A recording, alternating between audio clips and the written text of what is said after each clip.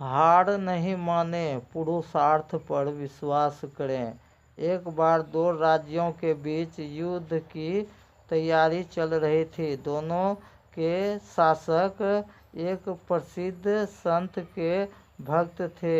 वे अपनी अपनी विजय का आशीर्वाद मांगने के लिए अलग अलग समय पर उसके पास पहुँचे।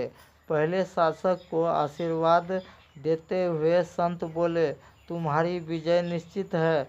दूसरे शासक को उन्होंने कहा, तुम्हारी विजय संदिग्ध है।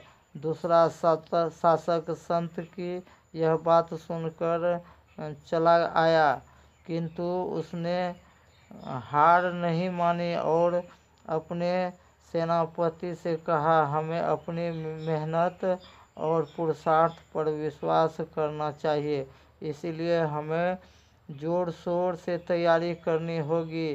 दिन रात एक करके युद्ध की बारीकियां सीखनी होगी।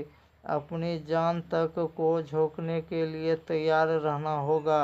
इधर पहले शासक की प्रसन्नता का ठिकाना न था। उसने अपनी विजय निश्चित जान अपना सारा ध्यान आमोद प्रमोद एवं नित्य संगीत में लगा दिया।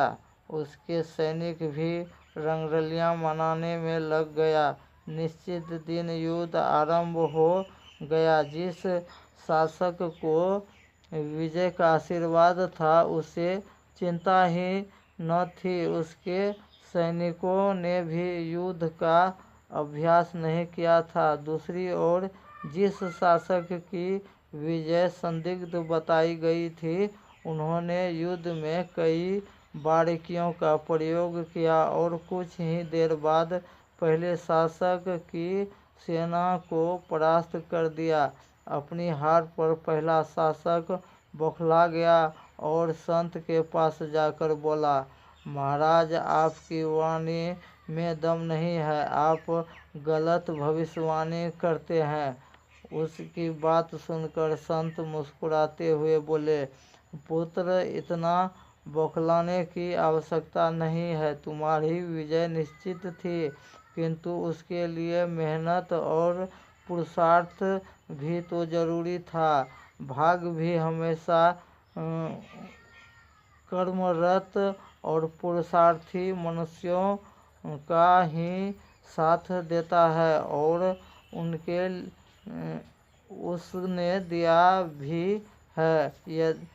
तभी तो वह शासक जीत गया जिसकी पराजय निश्चित थी। संत की बात सुनकर पराजित शासक लज्जित हो गया और संत से क्षमा मांगकर वापस चला गया। और इस चैनल से आगे जुड़े रहने के लिए जो चैनल को सब्सक्राइब नहीं किए हैं, वह सब्सक्राइब करें, लाइक करें और अधिक से अधिक शेयर करके पुण्य का और युग परिवर्तन का भागी बने। जय सनातन, जय हिंद, जय भारत, जय महादेव।